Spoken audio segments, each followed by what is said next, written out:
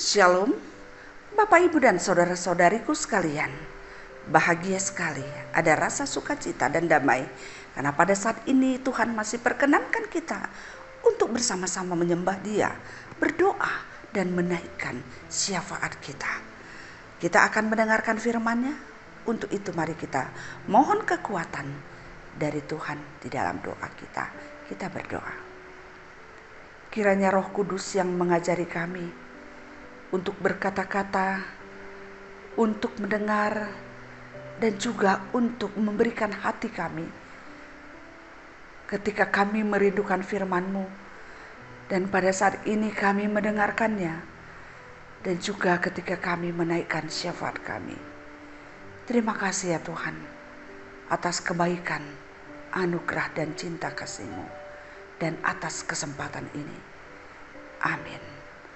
Firman Tuhan yang akan kita dengarkan pada hari ini diambil dari kitab Lukas pasal 12 ayat 13 sampai dengan ayat yang ke-15. Demikian bunyinya. Seorang dari orang banyak itu berkata kepada Yesus, "Guru, katakanlah kepada saudaraku supaya ia berbagi warisan dengan aku." Tetapi Yesus berkata kepadanya, "Saudara, siapakah yang telah mengangkat aku menjadi hakim atau pengantara atas kamu?" Katanya lagi kepada mereka, "Berjaga-jagalah dan waspadalah terhadap segala ketamakan. Sebab walaupun seorang berlimpah-limpah hartanya, hidupnya tidaklah tergantung daripada kekayaan itu." Saudaraku yang dikasihi oleh Tuhan, firman yang kita dengarkan pada saat ini mengingatkan kita bagaimana Yesus memberikan pemahaman tentang apa arti kekayaan. Apa arti semua yang ada di sekitar kita. Apa arti segala sesuatu yang kita miliki. Apa yang terjadi dalam perjalanan pelayanannya. Seseorang bertanya dan memberi usul kepada Yesus, "Guru, katakanlah kepada saudaraku supaya dia membagi hartanya kepadaku." Pertanyaannya ini luar biasa, atau usulan ini luar biasa. Mengapa dia mengatakan kepada Yesus sebagai guru, yang dia pahami sebagai guru, yang dia panggil sebagai guru, untuk membagi warisan? Jadi artinya memang sesungguhnya pemahamannya tentang Yesus berbeda dengan permintaannya pada saat itu. Sehingga Yesus menjawab, "Saudara, siapakah yang telah mengangkat aku menjadi hakim atau pengantara atas kamu?" Siapa yang telah mengangkat aku menjadi hakim atau pengantara terhadap kamu? Karena memang sesungguhnya Yesus mau katakan bahwa apa sebutan yang dia panggil terhadap Yesus sebagai guru, tugasnya bukan untuk menghakimi. Sehingga Yesus menantang dia, "Siapakah yang mengangkat aku?"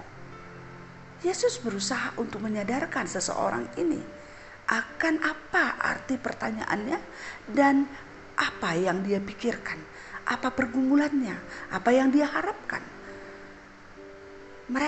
Yesus menyatakan ini untuk memberikan pemahaman yang benar terhadap seseorang ini. Siapakah yang telah mengangkat aku menjadi hakim atas kamu atau menjadi pengantara? Karena benar-benar Yesus tahu apa yang ada dalam diri mereka. Dalam hati orang yang bertanya ini. Bahwa sesungguhnya yang dipertanyakannya itu sebenarnya pada saat itu ketika mereka menganggap dia guru bukanlah seharusnya itu. Seharusnya dia meminta pengajaran-pengajaran tentang siapakah Yesus dan bagaimana selayaknya dia hidup. Jadi dia bukan memerintah atau bukan mengajak Yesus untuk menjadi hakim atas dia dan saudaranya. Bisa saja Yesus merasa bahwa jikalau ada persoalan harta, biarlah mereka menyelesaikannya sendiri. Apa yang terjadi tentang harta di tengah-tengah satu keluarga, orang yang bersaudara, jangan sampai orang lain tahu.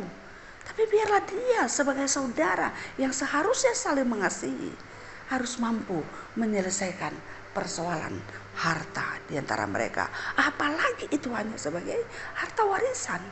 Karena ketika itu sebagai harta warisan, boleh kita katakan bukan jerih payah kita, bukan jerih payahnya, tapi jerih payah orang tuanya.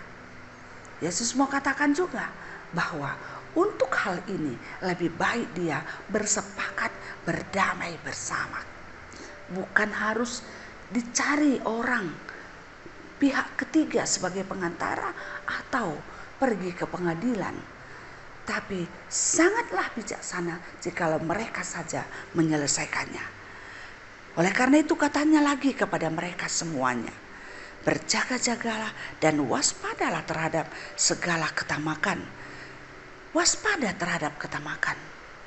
Sungguh semua kita membutuhkan harta. Semua kita membutuhkan perlengkapan kehidupan. Tapi harus kita waspadai, harus kita tercermati, jangan pernah tamak. Jikalau kita menginginkan sesuatu, katakanlah juga kepada diri kita bahwa orang juga ingin. Ketika saya menginginkan duit, saya harus katakan kepada diri saya bahwa di orang lain juga membutuhkan duit. Sehingga saya akan mencari duit dalam hal dengan jalan yang benar. Tanpa mengurangi hak orang lain, tanpa menindas orang lain, dan tanpa mengambil hak orang lain, tanpa melakukan kekerasan terhadap orang lain, tanpa menyakiti orang lain. Oleh karena itu Yesus katakan, waspadalah terhadap segala ketamakan. Mengapa Yesus katakan waspada? Sebab walaupun seorang berlimpah-limpah hartanya, hidupnya tidaklah tergantung daripada kekayaannya. Hidup manusia tidak tergantung daripada kekayaannya, tidak tergantung dari apa yang dia miliki. Karena hidup kita tergantung kepada Tuhan. Hidup kita tergantung kepada pengasihan Tuhan. Bisa saja sekalipun kita punya banyak harta, tapi kita tidak punya kesempatan untuk menikmatinya. Sekalipun kita punya banyak harta, tapi kita tidak bijaksana menggunakannya, sehingga bisa saja harta itu menjadi beban kita. Ketika kita punya banyak harta, tapi ada juga yang bisa terjadi adalah kita ditekan oleh harta itu, atau kita tidak tenang karena harta itu. Kita selalu gelisah, kita khawatir, kita takut dan sebagainya. Oleh karena itu Yesus katakan, walaupun seseorang berlimpah hartanya, hidupnya tidaklah tergantung daripada kekayaannya itu. Karena hidup kita, Yesus mau tekankan, hidup kita tergantung daripada belas kasih Yesus. Harta itu sebagai fasilitas, harta itu sebagai perlengkapan, tapi bukan itu yang utama. Karena dalam sekejap mata Tuhan bisa memberikan apapun yang kita mau. Dan dalam sekejap mata Tuhan juga bisa ambil apa yang ada dalam diri kita. Oleh karena itu, saudaraku yang dikasihi oleh Tuhan, jangan pernah bergantung kepada harta. Jangan pernah kita mengambil harta, mencari harta dengan cara melawan kehendak Tuhan. Tapi lakukanlah apa yang Tuhan kehendaki. Lakukanlah apa yang Tuhan inginkan. Sehingga sungguh-sungguh melalui pekerjaan kita terlihat bagaimana besarnya kuasa Tuhan. Saudaraku yang dikasihi oleh Tuhan, pada saat ini kita mengalami banyak pergumulan. Bisa saja persoalan ekonomi yang menjadi pergumulan terbesar kita. Maka dalam hal ini pun, sekalipun kita bergumul dalam keadaan kesulitan sekalipun, jangan pernah melakukan hal yang jahat. Jangan pernah menindas orang, jangan pernah menyakiti orang untuk mendapatkannya. Tapi tetaplah berharap kepada Tuhan. Karena setiap orang yang berharap akan mendapatkan. Setiap orang yang berharap, mempercayakan kehidupannya kepada Yesus, akan mendapatkan segala sesuatu yang terbaik dari Tuhan. Karena Tuhan adalah pemilik hidup kita. Dia tidak ingin kita jatuh ke dalam dosa karena harta. Karena sesungguhnya salah satu tantangan hidup percaya kepada Tuhan adalah tentang harta. Dengan harta kita bisa membunuh orang lain. Karena harta kita bisa tidak bersaudara satu dengan yang lain. Karena harta kita bisa tidak mampu mengasihi sesama kita, bahkan saudara kandung kita. Oleh karena itu saudaraku yang dikasihi oleh Tuhan, percayakanlah, yakinilah bahwa Tuhan mengetahui apa yang terbaik untuk hidup kita. Lakukanlah apapun dengan yang terbaik. Bijaksanalah dalam memikirkan segala sesuatu. Terpujilah Tuhan. Kita berdoa. Terima kasih ya Tuhan, pada saat ini Engkau mengingatkan kami tentang apa arti hidup, apa arti kekayaan, bagaimana kami bisa mencari sesuatu untuk kehidupan kami, bagaimana Tuhan mengasihi kami, dan kami tahu bagi Tuhan apapun bisa terjadi. Oleh karena itu ya Tuhan, jauhkanlah hidup kami dari ketamakan, jauhkanlah diri kami dari hal-hal yang terkadang tidak penting atau kurang penting, yang terkadang itu sehubungan dengan harta membuat hilang persaudaraan kami dengan saudara kami. Kami tamak, kami mementingkan diri sendiri. Ampuni kami Tuhan jikalau selama ini kami melakukan hal itu, dan berikan kekuatan kepada kami untuk seterusnya dalam menjalani kehidupan kami, supaya mampu mempergunakan pemberian Tuhan, mampu mencari rezeki dengan cara yang sesuai dengan kehendak Tuhan. Terima kasih ya Tuhan, ajar kami untuk berbagi akan apa yang Tuhan sudah berikan kepada kami. Kami boleh berbagi kepada sesama kami, sehingga kami tidak kehilangan, kami tidak melakukan yang jahat karena itu. Terima kasih ya Tuhan, pada saat ini kami berdoa kepadamu, yaitu tentang situasi yang terjadi di tengah-tengah kehidupan ini. Pandemi COVID-19 yang terus terjadi dan semakin banyak orang yang terpapar. Tuhan, kami mohon lindungi kami, jaga kami, supaya kami tetap aman, tetap terlindung dari virus ini. Dan ajar juga kami untuk tetap patuh protokol kesehatan.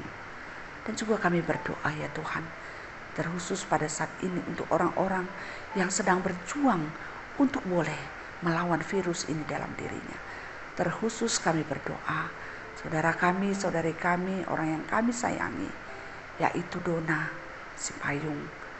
Tuhan, pada saat ini kami semua dan keluarga, suami yang dia cintai, sangat berharap kepadamu, memohon pertolonganmu, sembuhkan dia ya Tuhan.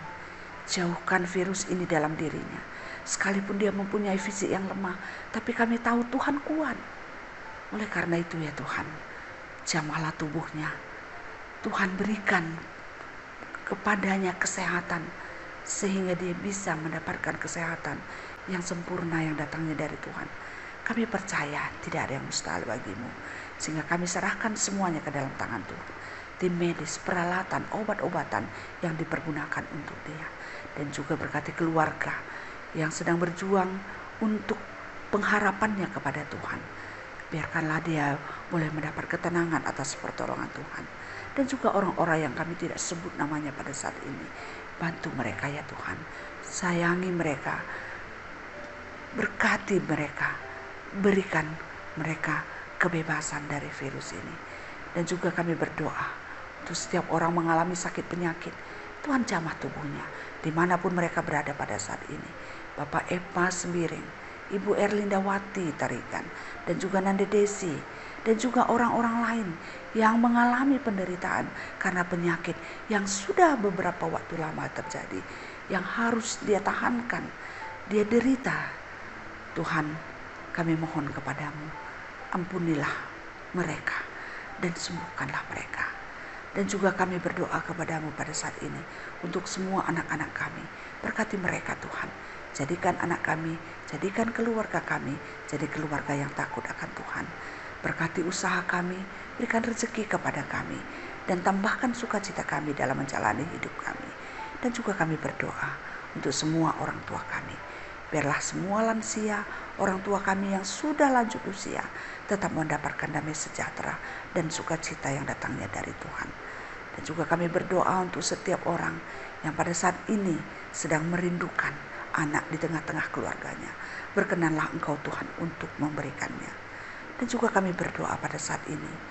Kami bersyukur atas Mamre GBKP persekutuan kaum bapak GBKP yang sudah merayakan ulang tahun yang ke-26. Musyawarah pelayanan sedang berjalan, dan pada hari esok sampai dengan hari Minggu akan mengadakan musyawarah pengalayanan. Tuhan, kami mohon kepadamu, berikanlah hikmat, kepintaran, kebijaksanaan kepada pimpinan sidang, kepada BPP Mamre yang akan mengakhiri masa periodenya, kepada panitia, dan kepada seluruh peserta, sehingga acara ini boleh berjalan dengan baik. Kami mohon ya Tuhan, kebijakan dan keputusan yang akan diambil, yang akan dilakukan pada waktunya, semuanya adalah kebijakan-kebijakan yang seturut dengan kehendak-Mu. Kami mohon kepadamu ya Tuhan, semua peserta boleh sehat-sehat, boleh sukacita dan damai sejahtera, sehingga melalui segala kebijakan dan keputusan yang terjadi dan diambil, itu akan membawa Mamre GBKP lebih maju ke depan. Dan kami juga berdoa kepadamu ya Tuhan, berkatilah pengurus Mamre yang akan terpilih. Tuhan yang menunjukkan, Tuhan yang memberkati, Tuhan yang memilih, sehingga setiap yang terpilih sungguh-sungguh orang-orang yang punya kerinduan, berdedikasi, punya komitmen, dan berintegritas untuk melakukan tugas pelayanannya. Terima kasih ya Tuhan, kami percaya Engkau mendengarkan doa kami yang kami sampaikan di dalam nama Yesus Tuhan kami. Amin.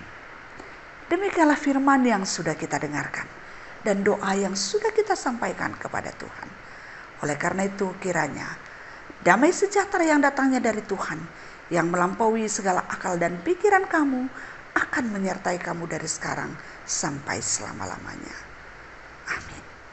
Salam sehat, tetap semangat menjaga kesehatan. Tuhan beserta kita. Terima kasih.